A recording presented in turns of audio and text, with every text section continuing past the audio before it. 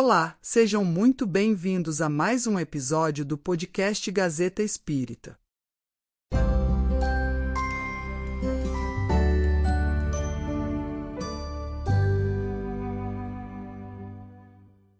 Caridade para com os criminosos.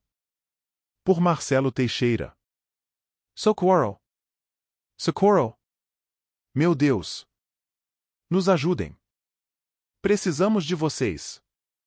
O apelo acima ecoou, e talvez ainda ecoe, de forma dilacerante, em dezembro de 2023, pelas dependências da Penitenciária 1 da cidade de Presidente Venceslau, São Paulo. Proferidos por detentos que cometeram faltas graves dentro da prisão ou que estejam ameaçados de morte por companheiros de detenção, os gritos de desespero vieram do setor conhecido como trem fantasma. Nele, os presos ficam em total isolamento e na escuridão por períodos mínimos de um mês, sem condições de higiene, dividem o exíguo espaço com ratos e baratas, e sem direito a banho de sol, o que, inclusive, vai contra o previsto na Lei de Execução Penal, LEP. Essas são apenas algumas das várias desumanidades que reinam no local e que foram denunciadas aos órgãos competentes. Pelo que apurou o repórter Josmar Josino, do portal de notícias UOL, houve vistoria no local, que constatou o que ora narro. As explicações já estavam sendo cobradas às entidades encarregadas de zelar pela integridade dos presos em São Paulo. Quando li a respeito, tive a curiosidade de verificar, no perfil que o UOL mantém numa rede social, os comentários dos leitores a respeito do ocorrido. Deparei-me com coisas do tipo: as vítimas deles devem ter gritado por socorro também. Eles tiveram pena, é só não roubar, matar, assaltar que você não vai pra lá. Também gritei quando a arma estava na minha cabeça, etc.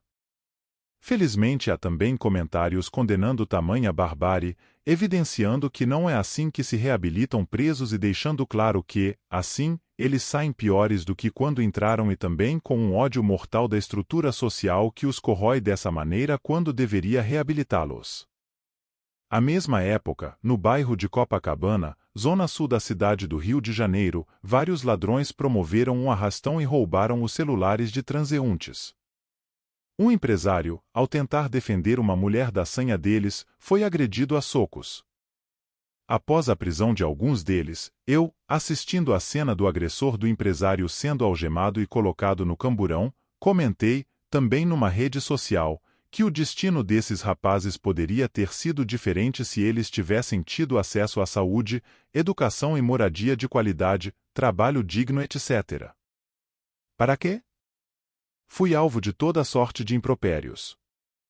Disseram para que eu levasse o bandido para casa, desejaram que ele agredisse minha mãe e por aí vai. Deduzi que seria inútil argumentar com quem só enxerga os fatos pelo ângulo da vindita e apaguei meu comentário.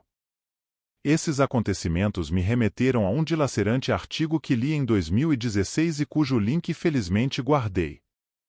Chama-se O Odor Nauseante do Presídio Misturado ao Sangue. Foi escrito pelo juiz baiano Gerivaldo Neiva e narra como é impactante aos sentidos humanos, ou fato em primeiro lugar, se deparar com o cotidiano dos corredores e celas de um presídio. Segundo ele, a mistura nauseante de fezes, urina, esgoto, suor, roupas sujas e emboloradas, doenças de pele e do couro cabeludo, corpos sujos e comida azeda provoca constantes ânsias de vômito em quem se aventura a visitar tais lugares. Isso sem falar no calor insuportável, nos dentes podres dos detentos, nas frieiras entre os dedos dos pés, entre outras imundícies desumanas. Segundo Neiva, é quase nula a possibilidade de esses homens saírem reabilitados quando cumprirem suas penas. Sairão revoltados e, muitas vezes, cooptados por facções criminosas. Além disso, voltarão para o meio onde nasceram e, por conseguinte, se depararão com as mesmas dificuldades de antes, falta de escolaridade e de oportunidades de trabalho, preconceito social e principalmente racial, já que a maioria da população carcerária do nosso país é negra. Uma engrenagem que resulta num círculo vicioso a arrastar o ex-presidiário à reincidência e, muitas vezes, à morte trágica. Regis, amigo de movimento espírita e funcionário do Tribunal de Justiça do Rio de Janeiro, TJRJ, foi testemunha ocular da falta de humanidade com a qual os detentos costumam ser tratados, muitas vezes por quem deveria resguardá-los. Homens acusados de tráfico de drogas e ligados a uma facção criminosa chegaram ao fórum para tomar ciência de sentença junto ao juiz. Vieram a bordo de uma viatura. Dia de sol escaldante no Rio de Janeiro. Os policiais que conduziam o veículo foram comer algo e deixaram-no debaixo do sol com os presos dentro da caçamba, algemados, mal acomodados e suando em bicas. Cerca de 40 minutos depois, voltaram e levaram os detentos para serem arguidos pelo juiz. Regis, com o senso de humanidade que lhe é peculiar, resolveu dar água para os presos. Os homens da lei não gostaram e protestaram. Regis foi firme e disse que, dentro do fórum, quem mandava eram ele e os demais funcionários. Os detentos, então, beberam água sob o protesto dos agentes de segurança, que, fim do episódio, foram embora escoltando os prisioneiros e batendo com os coturnos no chão, tamanha a raiva. Temos, no caso dos presídios e na situação enfrentada por Regis, a questão grave do Estado fazendo papel de bandido. E no episódio de Copacabana e também no da cidade de Presidente Prudente, pessoas querendo ser bandidas para eliminar os criminosos e rechaçando os direitos humanos que, nas palavras do advogado e pesquisador Caio Rivas, não existem para defender bandidos, mas para que o Estado, e também a população em geral, não vire bandido. Por mais difícil que possa parecer, entendamos que justiça não é vingança. E tenhamos sempre em mente que a criminalidade que assola nosso país é fruto de uma injustiça social secular, ou seja, remonta aos tempos da escravidão. Ainda por cima, é potencializada pelo capitalismo selvagem, que dilapida principalmente a vida dos que têm poucos recursos materiais. Talvez muita gente não se dê conta, mas muitos dos ditos cidadãos de bem pelos quais passamos nos shoppings, hotéis e restaurantes tenham muito mais a ver com a violência estrutural de cada dia do que possamos imaginar. No livro Globalização, As Consequências Humanas, o sociólogo e filósofo polonês Zygmunt Bauman chama a atenção para o fato de que o bandido pé de chinelo existe porque o dinheiro que deveria chegar até ele na forma de políticas públicas de promoção social, saúde, educação, trabalho, moradia etc., desaparece nos desvãos da corrupção generalizada.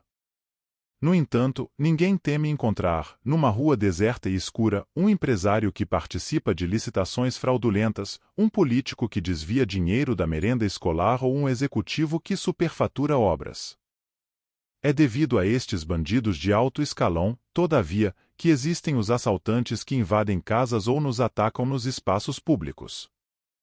Em O Livro dos Espíritos, Allan Kardec indaga, na questão 874, por que os homens entendem a justiça de forma tão diversa? Os benfeitores espirituais respondem que a razão está no fato de, ao sentimento de justiça, misturarmos as nossas paixões. Por isso, acabamos por enxergar a justiça sob o prisma do olho por olho, dente por dente, desejando que os criminosos morram ou sofram horrores nas penitenciárias. Sei que não é nada agradável sofrer um assalto e estar sob a mira de uma arma e de um olhar varado de ódio, já passei por isso. E presumo que deve ser terrível perder um ente querido vitimado por uma violência dessas. Recordemo-nos, no entanto, que torturar ou matar o malfeitor não traz de volta a vida de quem ele matou. Além disso, é uma solução nada civilizatória, que traz à tona o quão sanguinários ainda somos, apesar do verniz social. No livro Pelos Caminhos de Jesus, o espírito Amélia Rodrigues, no capítulo 8, narra um episódio no qual um fariseu, sempre eles, decide confrontar o Cristo e o questiona acerca de darmos amor irrestrito e perdão incessante até mesmo aos criminosos. Não deveria ele, o criminoso, ser justiçado pelas autoridades competentes? Jesus responde que justiçar não significa punir, revidar com o mal que foi feito, tripudiar sobre suas misérias e ulcerações morais. Justiçar deve ser, antes de tudo, propiciar a oportunidade da reparação, de educação moral do revel para a vida digna. E prossegue, punir é reagir com ódio, Cobrar erro com vingança é ser pior que o delinquente, pois que este é infeliz, enquanto o juiz, em nome da sociedade e graças ao conhecimento que possui, deve ser sadio emocionalmente e equilibrado nas suas decisões, a fim de ser melhor do que o criminoso. Insistente e provocador, o fariseu indaga se seria lícito deixar o criminoso à solta. Jesus arremata: a técnica do amor receita para o delinquente a terapia do afastamento temporário da sociedade, qual ocorre com um doente portador de contágio, a fim de ser devidamente tratado para a posterior reintegração na comunidade dos sadios.